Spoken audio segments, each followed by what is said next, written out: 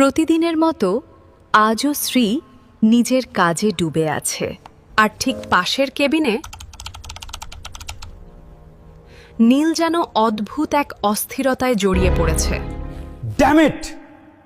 একটা কাজ যদি ঠিক মতো হয়। শ্রী, শ্রী, হঠাৎ থেমে যায় শ্রীর হাত। হ্যাঁ স্যার, বলুন। তুমি কম্পিউটার জানো? হ্যাঁ, ওই টুকটাক আর কি। হুম। স্কুলে পড়ার সময় একটু শিখেছিলাম। একটা ফাইল মেইল করতে হবে। হুম। তুমি এসে একটু করে দেবে? চেষ্টা করে দেখতে পারি? হ্যাঁ, নিশ্চয়ই। সহজ এক সাহায্যের অজুহাতে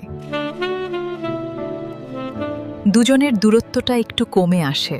অজান্তেই এক অদ্ভুত অনুভূতি ছুঁয়ে যায় নীলকে। সে যেন মুহূর্তের জন্য হারিয়ে যায় খুব কাছাকাছি কোথাও। স্যার, কি হয়েছে স্যার?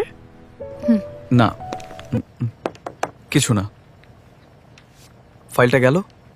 সে তো অনেক আগেই চলে গিয়েছে। তাই তো আপনাকে ডাকছিলাম। একবার ফোন করে দেখে নিন পেয়েছে কিনা। নীলের চোখে রয়ে যায় সেই অনুভূতির নীরব ছাপ। অদ্ভুত মেয়ে। এই অনুভূতি কি সত্যিই ভালোবাসায় বদলাবে?